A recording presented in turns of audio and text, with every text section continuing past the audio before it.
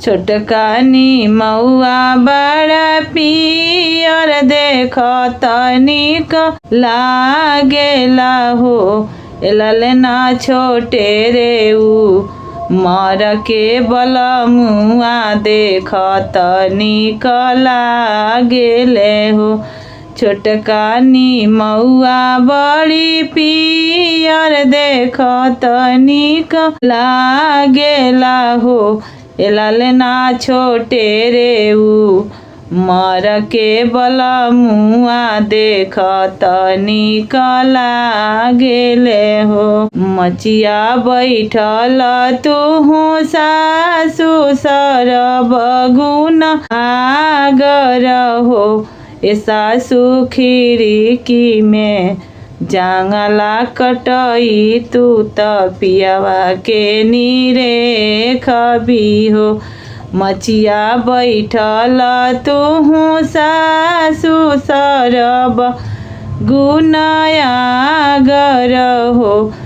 सासु खिड़की में जांगला कटई तू त पियावा के नीरे खबी हो। अंगने से ननद मोरा चली भैली भैया लगवा लैया लवली हो।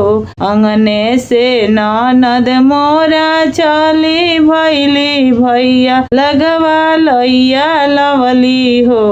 भैया बड़ी रे भौ जैया रसीली त तोहरा के नीरे खेली हो। भैया बड़ी रे भौ जैया रसीली त तोहरा के नीरे खेली हो।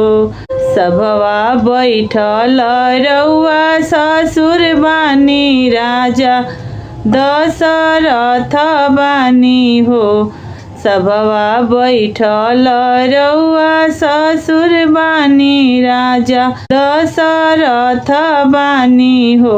ससुर जी ननदो के गावना करईती परती मामारा उर हलुक होइते हो। ससुर जी ननदो के गावना करईती परती मामारा उर हलुक होइते हो। सबवा बैठल रउआ भसुर बानी राम लक्ष्मण बानी हो।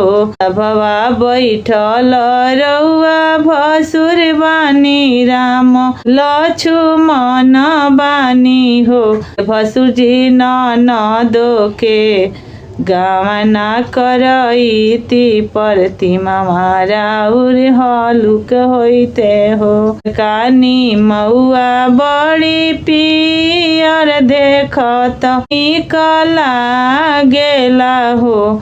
ललना छोटे रे ऊ मर के बलमुआ देख तनिक लागेला हो।